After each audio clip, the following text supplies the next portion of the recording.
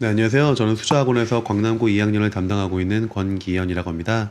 오늘은 광남고 2학년 독서 시험이 어떻게 출제가 되었나 분석 영상을 한번 올려보도록 하겠습니다. 바로 시작하겠습니다. 자, 우선 이번 광남고 2학년 독서 시험의 첫 번째 경향은 사례를 변형할 문제라고 보시면 될 것 같아요.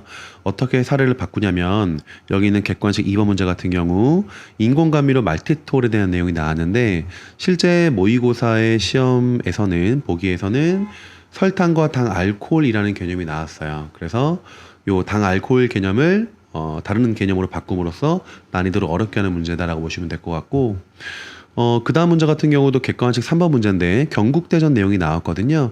경국대전 내용은 원래 문제에도 있었지만 자, 여기다가 이제 속록이라는 개념을 추가함으로써 사례를 바꿉니다. 원래 모의고사에서는 이렇게 경국대전을 해석하는 신하와 왕들의 관점을 출제했다면 이제 광남고는 여기에다가 속록이라는 개념을 추가함으로써 다양한 사례의 아이들이 본문 내용을 어떻게 적용하는가 이거를 확인하는 문제를 출제하신다고 보시면 될 것 같아요. 이런 문제들 때문에 지금 광남고 독서 시험이 계속 어렵다, 난이도가 좀 높아지고 있다라고 얘기가 나오고 있다라고 보시면 될 것 같습니다. 객관식 15번 문제 같은 경우도 이제 소비자 관여도에 대한 내용인데 이 문제도 마찬가지로 외부 개념을 출제했다라고 보시면 될 것 같고요. 두 번째는 이제 광남고에서 과학 지문이나 기술 지문을 출제하실 때 많이 쓰시는 방식 중에 하나인데 인과관계랑 선후관계를 바꾸는 문제를 출제한다고 보시면 될 것 같습니다. 예를 들어서 여기 있는 객관식 12번 문제 같은 경우도 보시면 조사 전후의 출력값에 따라서 변화 민감도가 어떻게 바뀌는가 뭐 이런 내용이거든요. 이런 내용을 실제 광남고에서 어떻게 출제를 하냐면 이 12번 문제 같은 경우도 그런 특징을 보여주지만 대표적으로 보여줄 수 있는 문제가 여기 있는 객관식 9번 문제라고 보시면 될 것 같아요. 이 문제가 보시면 수입 대비 재반 비용의 비율은 법인세율이 낮은 국가일수록 높다. 이 내용이거든요. 정리해 볼게요. 법인세율이 낮은 국가일수록 재반 비용의 비율은 높다가 포인트입니다. 자, 기억하면 좋을 것 같아요. 법인세율이 낮은 국가일수록 재반 비용의 비율이 높다. 자, 이 내용과 법인세율이 낮은 국가일수록 디지털세 도입에 적극적일 것이다. 이 관계였거든요. 자, 이렇게 출제가 됐는데 이게 원래 본문 내용에서는 이런 내용입니다. 보시면 법인세율이 높은 나라에서는 수입 마이너스 재반 비용이 이윤인데 이 이윤이 적게 만들기 위해서는 재반 비용을 크게 해야겠죠. 정리하면 법인세율이 높은 국가일수록 재반 비용을 더 크게 한다.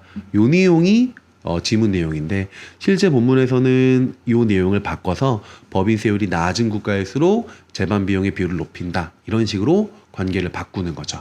이런 문제 때문에 아이들이 보기에는 쉬워 보이지만 이제 시험장에서는 특히 이제 시간이 좀 촉박한 상태에서 풀기 때문에 얼추 보면 맞아 보이기 때문에 그냥 대충 보고 맞게 표시하다가 틀리는 경우가 많습니다. 그래서 하나하나 정리를 하면서 관계를 정리해야 되는데 또 워낙 독서 시험 자체가 시간이 부족하고 어렵기 때문에 지금 광남고 시험이 이런 내용을 꼭 알고 있는 아이들과 모르는 아이들은 좀 결과가 다를 수 있으니까 자, 이 내용을 좀 아셨으면 좋겠고 아까 말씀드렸던 그 출제된 기출문제에서는 디지털세 도입의 공격적인 내용이 나왔지만 실제 본문에서는 이 똑같은 관계에서 방어적인 사례가 나왔거든요.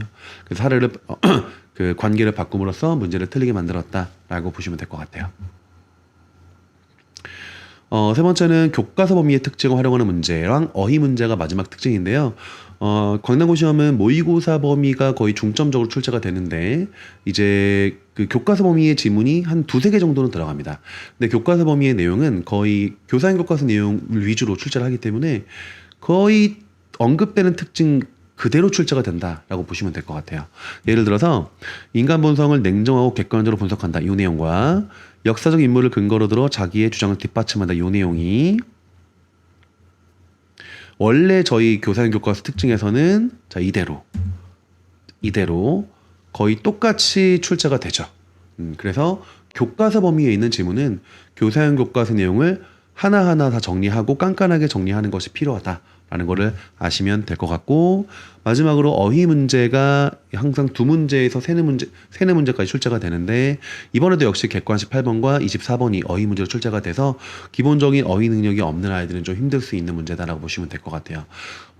공부하다가 모르는 어휘가 나오면 담당하시는 선생님께 여쭤보는 것도 괜찮지만 가장 좋은 방법은 본인 스스로 인터넷 사전을 찾아서 어휘를 정리하는 훈련을 해야 근본적인 능력을 기를 수 있고 좋은 습관을 기를 수 있다라고 보시면 될 것 같습니다.